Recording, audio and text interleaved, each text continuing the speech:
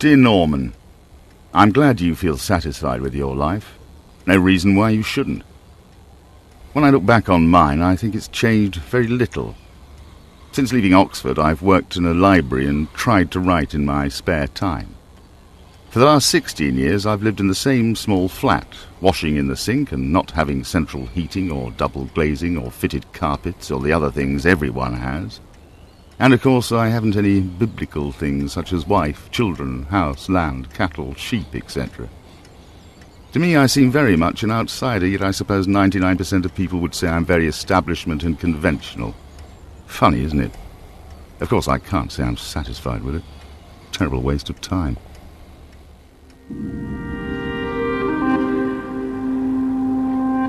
Philip Larkin was one of Britain's greatest and best-loved poets, whose books are still bestsellers, enjoyed by thousands of readers. He affected people's lives by writing about the everyday world they knew in a language they understood, while somehow managing to transform the mundane into something magnificent.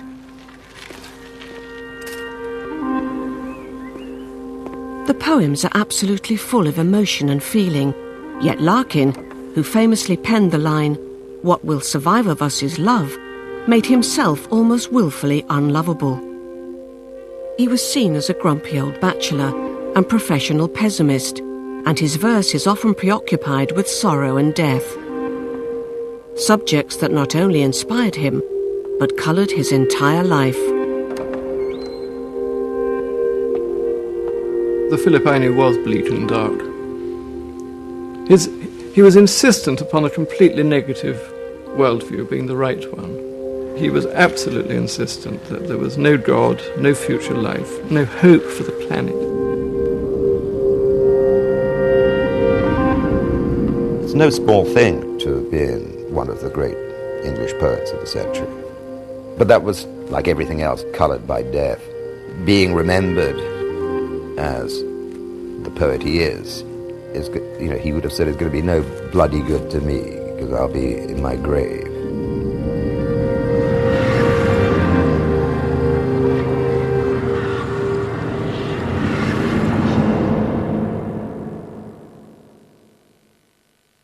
They f*** you up, your mum and dad. They may not mean to, but they do. They fill you with the faults they had and add some extra just for you. But they were f***ed up in their turn by fools in old-style hats and coats, who half the time were soppy stern and half at one another's throats.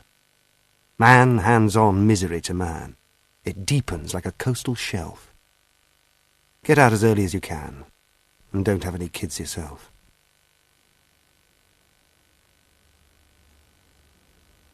Philip Larkin was born in Coventry in 1922. He was a shy child with bad eyesight and a stammer. He later described his early years as a forgotten boredom. Larkin's parents, Sidney and Eva, ran a gloomy household where little happened and hardly anyone visited, not even relatives. One of very few people who saw this claustrophobic scene at first hand was Larkin's first girlfriend, Ruth Sivens, who he met in Wellington, Shropshire, in 1943. He invited me to go to have tea and meet his mother and father. I found a very repressive household. My memory of it is of darkness, and I don't know whether that was the windows or the mood. But we were neither of us at our best. Philip was terribly self-conscious about having me there, and it was immediately clear to me that Sidney Larkin was not impressed. I was straight away frightened and put off by him, and struck by the extreme nervousness of his mother, who was... it was rather like being, with the Barretts of Wimpole Street, I felt. Sidney Larkin was an ambitious self-made man, rising from office junior to become Coventry's city treasurer. He was strict and cold with little time for life's niceties. Larkin later observed that his father ignored his mother and treated his sister Kitty as if she was subhuman. But he doted on his son and gained his respect despite all his fatherly shortcomings. It was clear where Philip's admiration lay, and it was his father and his father's views, which, after all, lasted the whole of his life. He was incredibly right-wing, anti-democratic, all the things his father was. Sidney Larkin wasn't just right-wing. He corresponded with Hitler's economics minister, Schacht, and was forced to remove a swastika from his office in Coventry, even after war had finally broken out. He took his son twice to Germany in the late 30s. Larkin blamed these trips on his renowned hatred of everything foreign. Sidney's strict authoritarian manner undoubtedly influenced Philip's adult life, but even more so, the browbeaten treatment doled out to his mother, Eva. This is a caricature, but there is something about it which is floppy, whining, clinging, adhesive, demanding, because she is pitiable. So I think that we can say, without even looking very far away from saying those things themselves, that she's likely to have had a very strong influence on the way that he reacted with other women who were more or less his own age.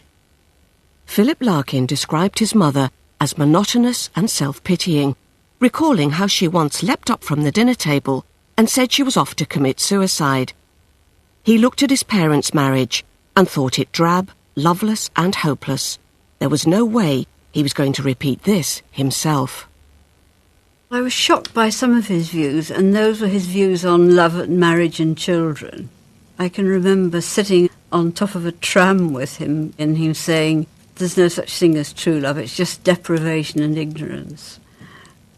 And I think I was probably extremely shocked.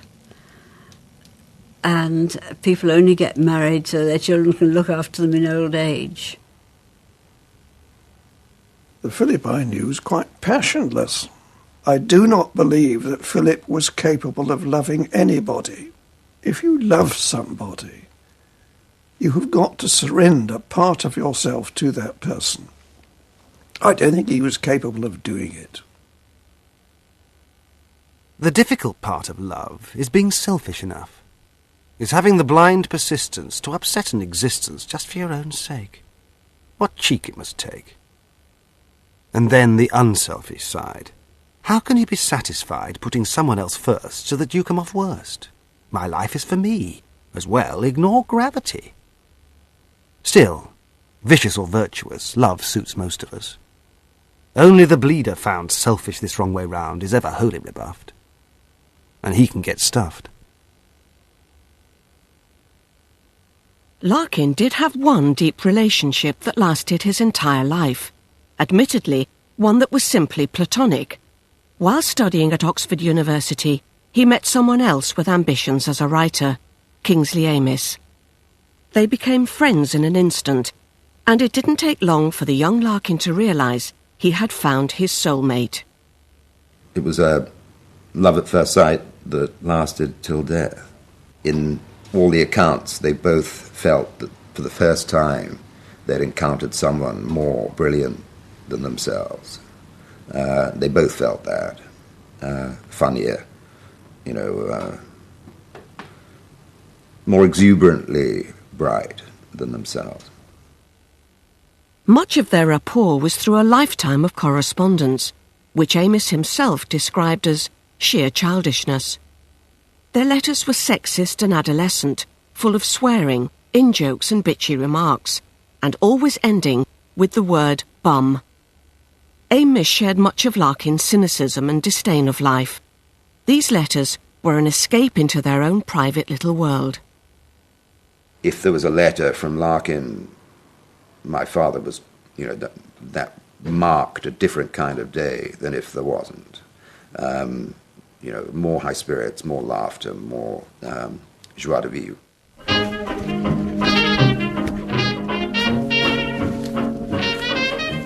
Dear Kingsley, don't you think it's absolutely shameful that men have to pay for women without being allowed to shag the women afterwards as a matter of course? I do.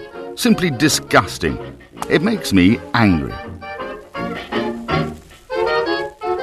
Everything about the relationship between men and women makes me angry. It's all a f***ing balls up. It might have been planned by the army or the Ministry of Food. Men behaving badly wasn't in it.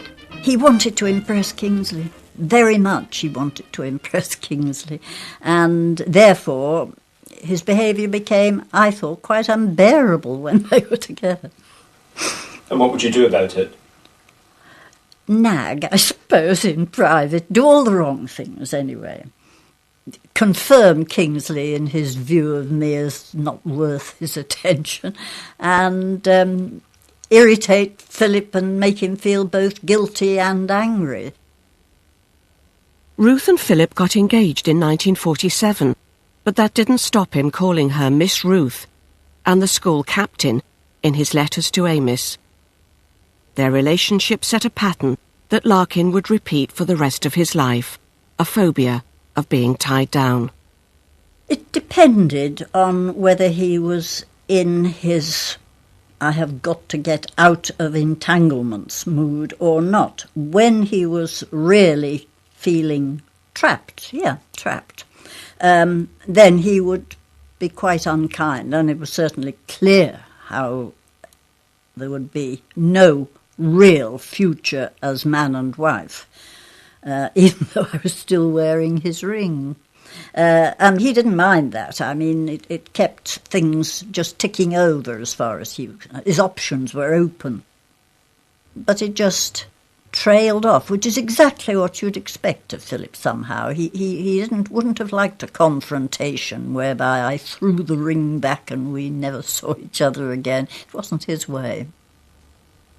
He was aware of the power of his writing and that he had hopes of being a great writer, but things must not stand in his way, nor people either.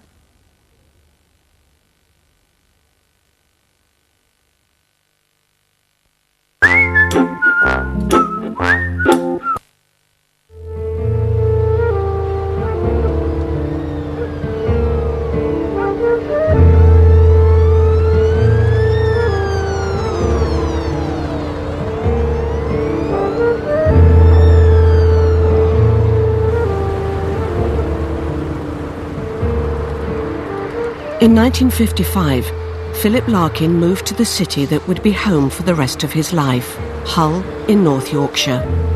It seemed an odd move for such an ambitious writer, with 2 novels, Jill and A Girl in Winter, already in the bookshops. Larkin rubbished Hull in his letters to friends, a frightful dump, chilly and smelling of fish. But in many ways, this bleak city on a remote corner of England made him the poet he was. Hull was absolutely essential to him. It was a place of perfect expatriation. He made himself so much peculiarly, both at home there and un at home there, somewhere from which he could feel in exile from the warm centre of things.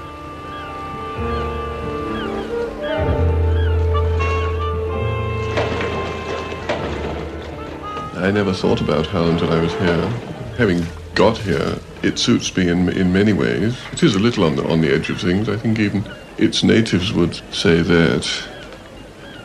I rather like being on the edge of things. One doesn't really go anywhere by design, you know. You put in for jobs and move about.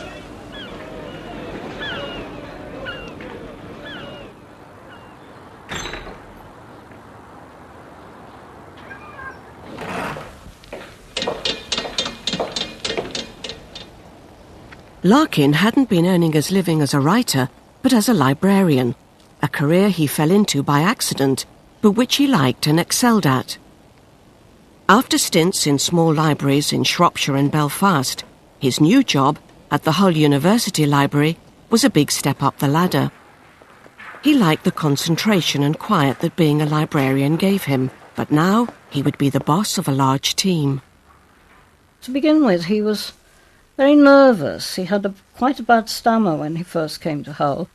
It was his first post as someone completely in authority, and I think he was nervous of us, and we were wary of him. We knew that he'd written a couple of novels, but we didn't know much about poetry at all, and we certainly didn't know that, he was in negotiation for the publication of The Less Deceived, which came out 6 months later. Published in Hull in late 55, The Less Deceived was the real flowering of Larkin's mature poetic voice. The very first poem he wrote for the book, Going, summed up his signature style. Moving effortlessly from a descriptive beginning to a weighty conclusion, taking in Larkin's familiar observations of the world around him, while totally infused with sorrow and loss. There is an evening coming in across the fields, one never seen before, that lights no lamps. Silken it seems at a distance, yet when it is drawn up over the knees and breast, it brings no comfort. Where has the tree gone that locked earth to the sky? What is under my hands that I cannot feel? What loads my hands down?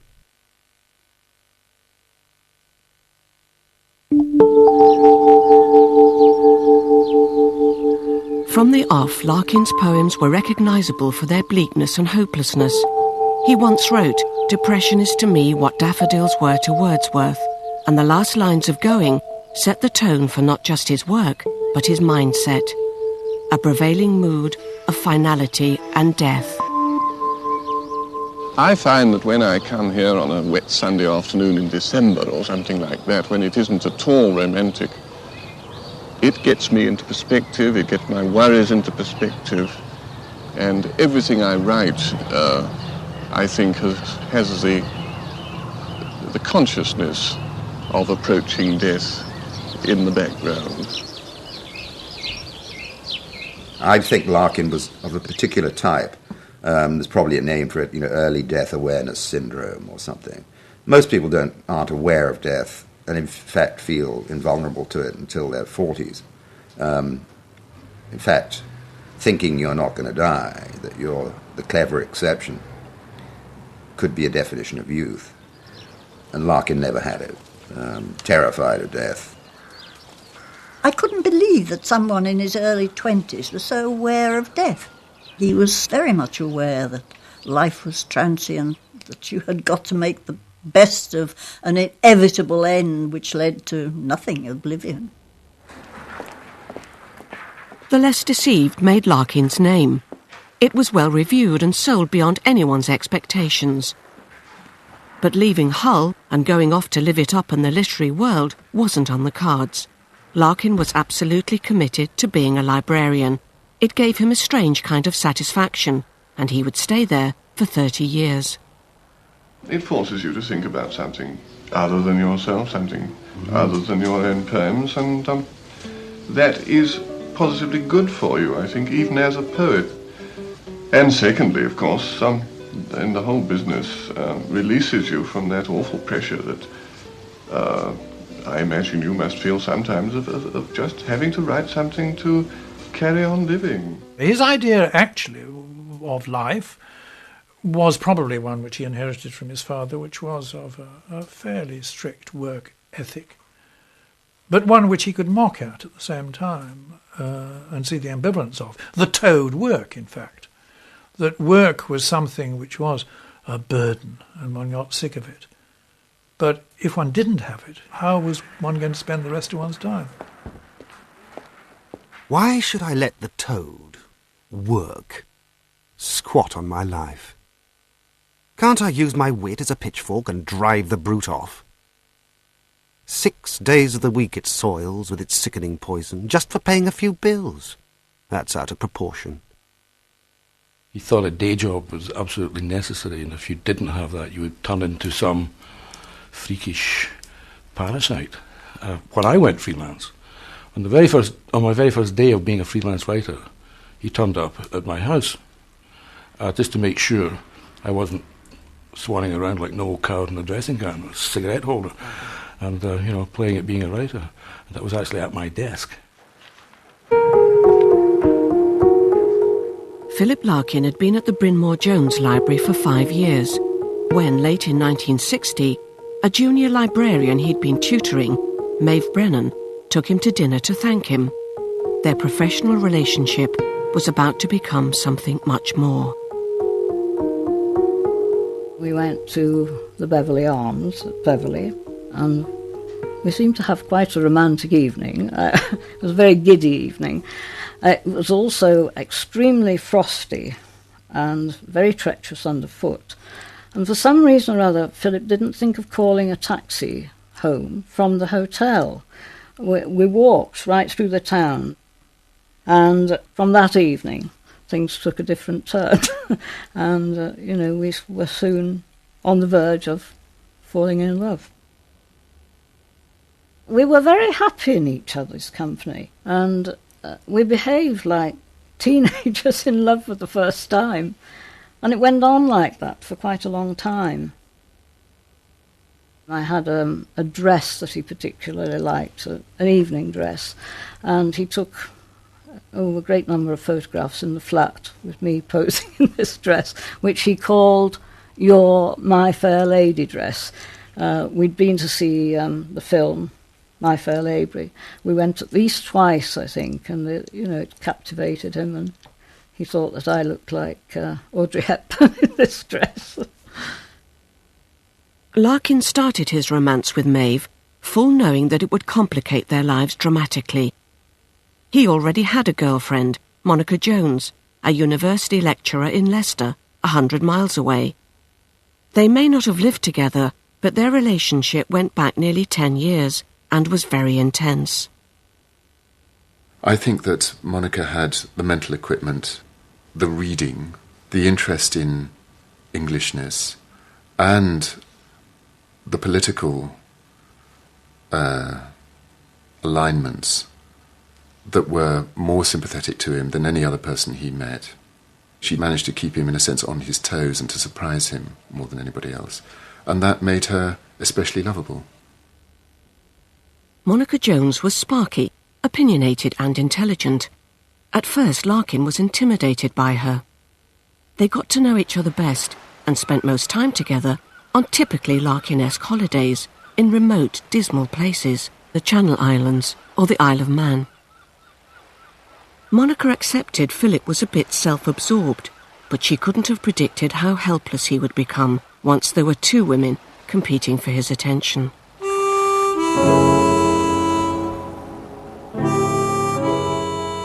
Dear Monica, I was much relieved to get your letter this morning and to know you felt less distressed. I slept very badly last night thinking about it all. I don't take any credit for this, for really my thoughts were mostly selfish. I suppose dread of being forced into action.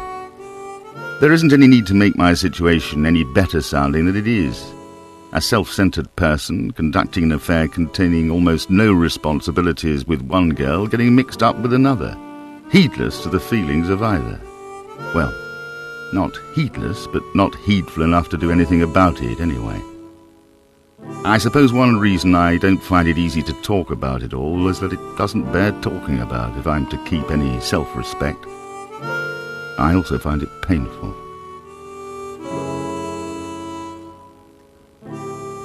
I worked with Philip. I saw him every day.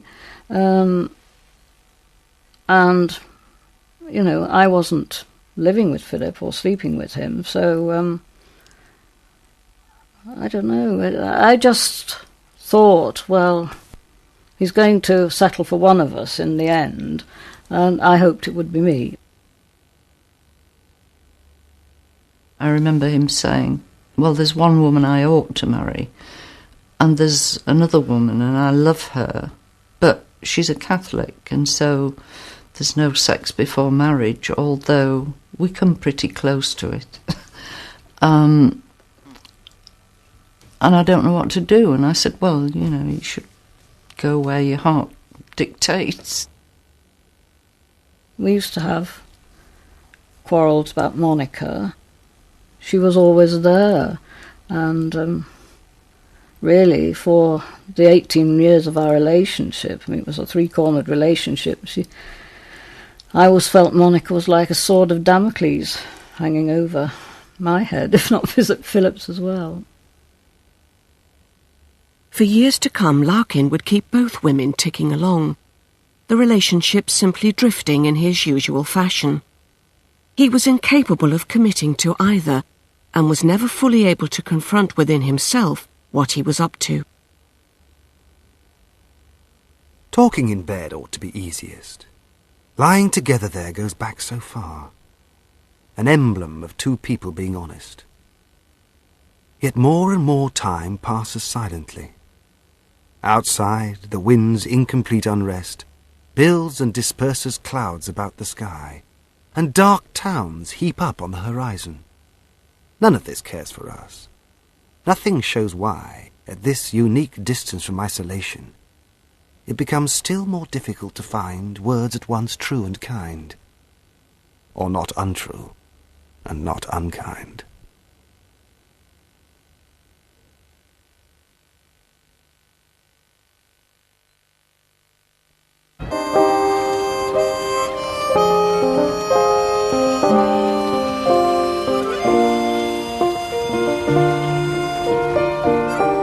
Philip Larkin was at his happiest during his Hull years.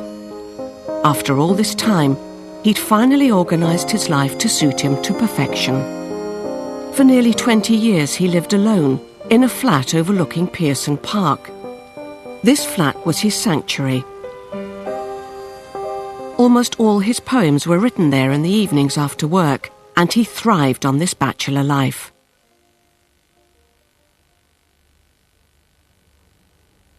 Thinking in terms of one is easily done. One room, one bed, one chair, one person there makes perfect sense. One set of wishes can be met. One coffin filled. But counting up to two is harder to do. For one must be denied before it's tried. His life of oneness in Pearson Park gave rise to Larkin's greatest books, The Whitsun Weddings and High Windows. But to achieve this, he had to keep other people at a distance. They got in the way of his writing. I think that he had carved out for himself the sort of life that he wanted and could cope with. And his excursions into other kinds of life, family life, were little moments of pleasure, but of a kind of pleasure that he didn't want to take part in for the rest of his life. They were holidays.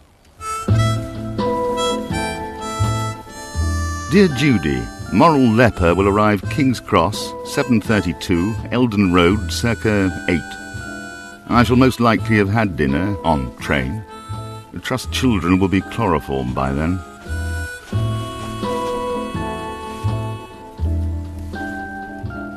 Real life, as everyone knew it, was Philip Larkin's subject. It was what he became famous for. But though the mundane rituals of ordinary life were what he wrote about, weddings, children, home, ironically, they were the things he himself wouldn't take part in. He was a voyeur, observing the world from a safe distance. Summer is fading. The leaves fall in ones and twos from trees bordering the new recreation ground. In the hollows of afternoons, young mothers assemble at swing and sandpit, setting free their children. Behind them, at intervals, stand husbands in skilled trades, an estate full of washing, and the albums, lettered Our Wedding, lying near the television. Before them, the wind is ruining their courting places, that are still courting places, but the lovers are all in school. And their children, so intent on finding more unripe acorns, expect to be taken home. Their beauty has thickened. Something is pushing them to the side of their own lives.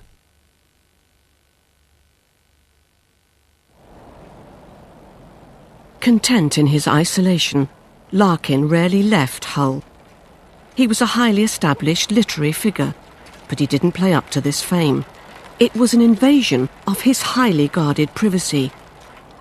If he was seen as a rather ordinary, dour, grumbly man, the bard of the North, or, as he himself put it, a welfare state poet, that was fine. He didn't want to give too much of himself away. Well, I think this business of this projection of himself as a person who did lead apparently a life of deliberated ordinariness, who was extraordinarily ordinary, it's a kind of mask, if you like, in the sense that it allows him to move around behind this configuration of things that he presents to the world and have deeper, stranger, quieter, or more vivid feelings in a protected state. The truest part of Larkin was clearly in his poems, and he was most himself in his poems. And when he stepped out of his poems, he brought with him from inside that private life of his a consciousness that, you know, he was Larkin and he needed to be in some way Larkin-esque. And Larkin was always Larkin-esque. He was, at heart, Eeyore. He was the master of taking that sort of gloomy, ironic, Eeyore-ish relish in the popped balloon and the empty jar of honey. And if you brought Larkin a full jar of honey, he soon made it an empty one. This gloominess wasn't just a pose. He seemed genuinely unable to appreciate success. Although Larkin's life was now running exactly to plan, it seemed as if nothing was ever quite good enough for him. My dear Judy, sometimes I think I shall never leave Hull. I'm growing defeatist.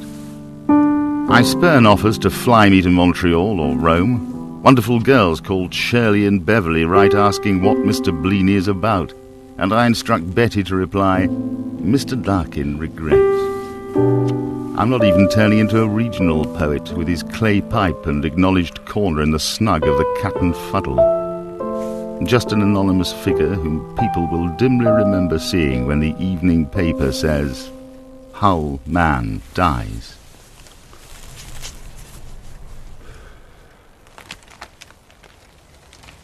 There was one genuine source of exasperation for Larkin, one he couldn't control like everything else. He'd avoided the trappings of family life, but he couldn't avoid his mother Eva, long widowed and relentlessly dependent on him. He wrote to her constantly, usually about nothing much, often on twee animal postcards, but it was an obligation that tested his patience. Well, you know what the phrenologist said about you when you were ever so young. What? Being dropped on my head? No, he said that it would be no use telling you what to do because you'd always go your own way. And he said he won't marry till late in life. And that looks totally true. Doesn't it? Well, I'm late in life now. Not all that late. I don't know. Men can marry any Well, time. I don't know. I think, you know, 20 to 40 is what you might call the fillet steak of life. And you're getting onto the poorer cuts after that. There's no question that he had a very, very developed sense of filial responsibility to her. And actually, in those practical terms, he was extremely good to her. He saw her at least every fortnight. If we want to talk about what's complicated and irritating to him about his relationship with his mother, it's because her weakness was a kind of strength. She just, as it were, lay there or sat there. And what was he to do? Walk away from her? He couldn't do that. So that did exasperate him, I think. Maeve, dear, this is almost certainly the last letter I shall write as an under 40, so treasure it. Put it in a glass case like a British Railways ham sandwich. I haven't got round to writing to you before because I foolishly took my mother on a bus excursion into the Peak District which didn't end till nearly 10. God, I must never do such a mad thing again. It was boring, irritating hell. I'm only just emerging from the black fury into which it cast me. Eva's neediness irritated Philip, but something else about her nagged away at him. Her health was gradually fading. The more frail she became, the more she was a reminder of the dread of ageing and mortality that plagued his mind. We were sitting in this Lebanese restaurant in Hull, and I was quoting from him the famous lines in Dockery and Son. Life is first boredom, then fear. Whether or not we use it, it goes. And Larkin immediately jumped on me and said, "Oh, no. There's no boredom left for me, I am afraid. It's fear all the way." What do they think has happened, the old fools, to make them like this? Do they somehow suppose it's more grown up when your mouth hangs open and drools, and you keep on pissing yourself, and can't remember who called this morning? Or that if they only chose, they could alter things back to when they danced all night, or went to their wedding, or sloped arms some September?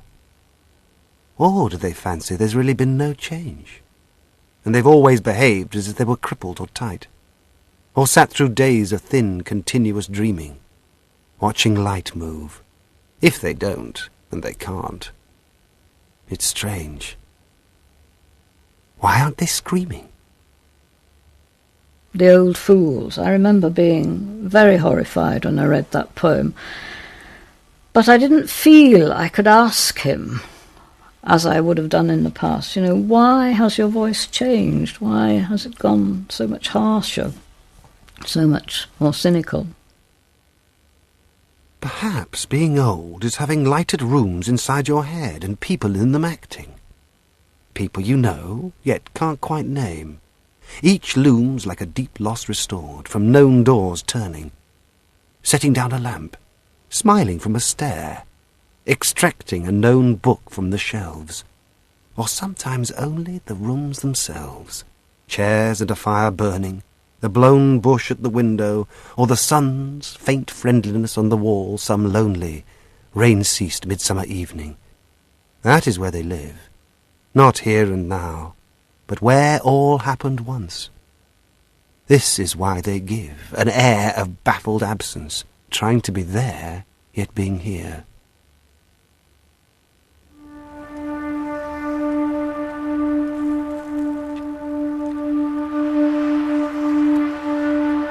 After years of illness, Eva Larkin died in a nursing home in September 1977. It was the first in an intense series of events that would dramatically affect both Philip's work and his mood. He became very depressed, melancholy, and I remember being quite horrified when he said one day, "I drink half a bottle of sherry or more before coming to work, just to enable me to get to work." And, I think he was drinking during the day as well. Aged only 55, Larkin would write very little poetry for the rest of his life.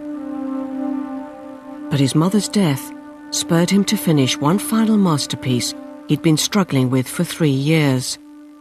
Obad, his definitive statement on the demon that had haunted him since childhood. I work all day and get half drunk at night. Waking at 4 to soundless dark, I stare. In time, the curtain edges will grow light. Till then, I see what's really always there. Unresting death, a whole day nearer now, making all thought impossible but how and where and when I shall myself die. Arid interrogation. Yet the dread of dying and being dead flashes afresh to hold and horrify. I do think that Obad is a kind of giant, terrifying, brilliant full stop. I'm sure that there are other things to say about death, and I'm sure that he would have agreed with that. But I think that it brought him to the end of a particular line of thought. Something happens to make the poems dry up. His apprehension of what made up life, the kind of big building blocks in life, simply got so harrowingly clear that once he'd made his statements about the inevitability of death, the inevitability of decrepitude in old age. Once he'd said it, and that was that.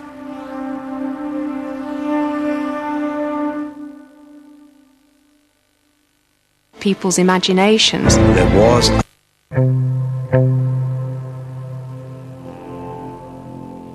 Larkin was, by all accounts, now feeling numb to life. With poetry all but behind him, his life spun out of control. He started a clandestine affair with the woman he called his loaf-haired secretary, Betty McGrath. A few years later, in 1978, Maeve Brennan confronted him about the future of their romance. Larkin's response was curt. It had no future. I don't know why it ended so abruptly, but perhaps he was looking for an excuse to terminate the relationship because he felt, Monica was going to become more dependent on him. This is what he said to me by way of explanation. But of course I didn't know about his relationship with Betty at the time. I don't think he hurt women deliberately at all. I think he just got himself into a mess and couldn't help himself and didn't know how to extricate himself from this entanglement of relationships he had towards the end of his life. Morning at last. There in the snow, your small blunt footprints come and go. Night has left no more to show. Not the candle, half-drunk wine, nor touching joy. Only this sign of your life walking into mine. But when they vanish with the rain, what morning woke to will remain, whether as happiness or pain. He did love Maeve, but he took the easy way out there. He knew that Maeve would survive if he broke it off, whereas Monica wouldn't. But he never really let her go. I mean, he saw her every day. He went into her room at the end of the library day and discussed what was happening and what they were doing and so on. So he never really let anybody go.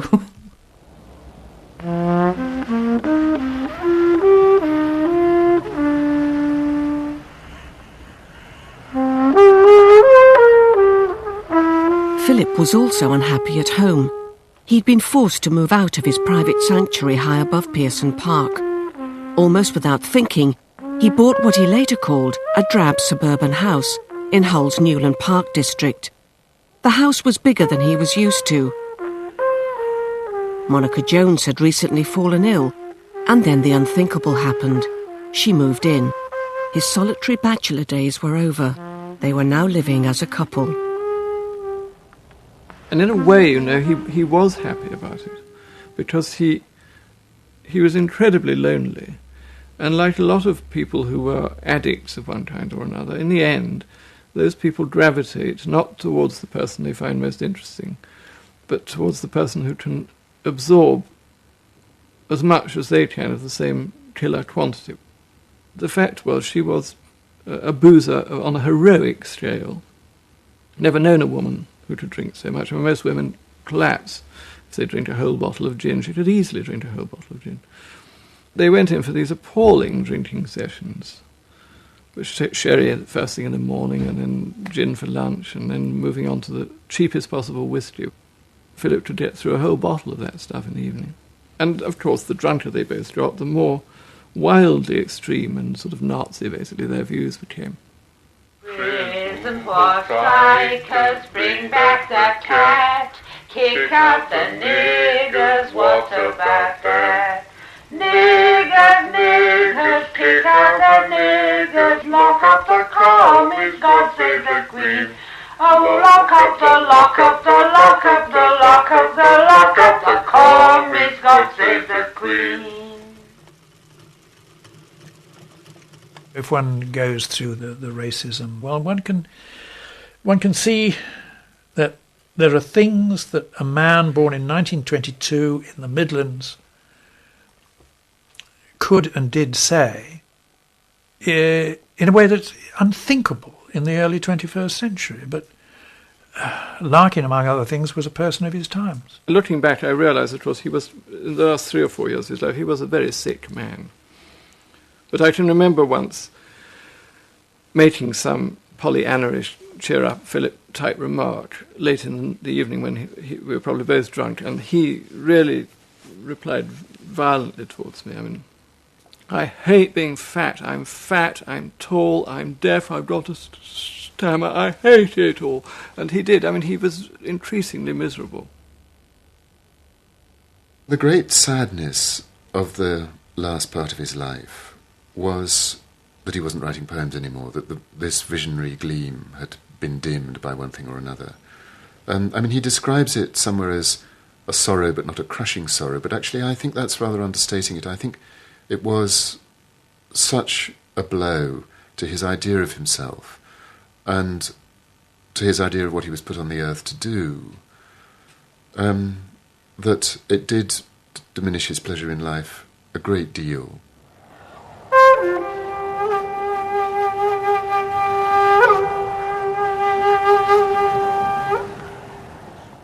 Larkin's last years were full of disappointments. He was honoured with degrees and awards, but had to turn down the biggest, Poet Laureate, because he knew his poetry days were behind him. His health was fading. In his last letter to his old friend Kingsley Amis, he wrote, "I simply cannot imagine resuming normal life again, whatever that is."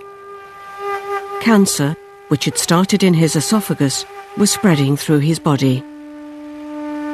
He both looked forward to and dreaded death. He thought the moment of death would be like orgasm. I remember him saying that. But he certainly knew he was staring into nothingness, which is what terrified him so much. It was going to be the loneliness of his own life made infinite, as it were. Oh, world, your loves, your chances are beyond the stretch of any hand from here. And so, unreal, a touching dream to which we all are lulled, but wake from separately.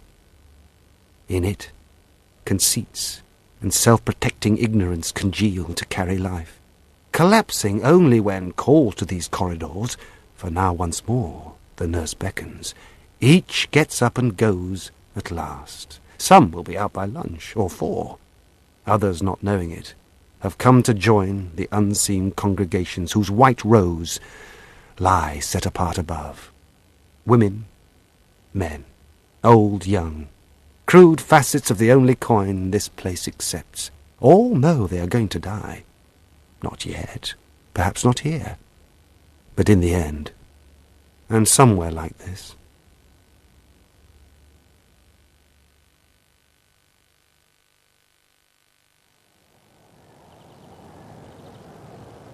Philip Larkin died in the Nuffield Hospital on November the 30th, 1985.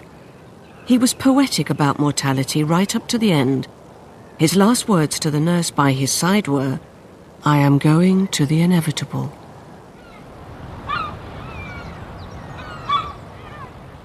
Life is first boredom, then fear.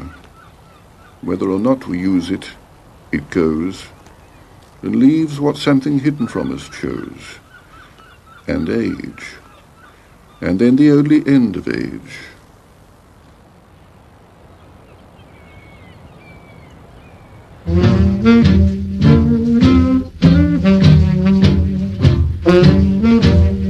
Sadly, Maeve Brennan died shortly after this programme was completed.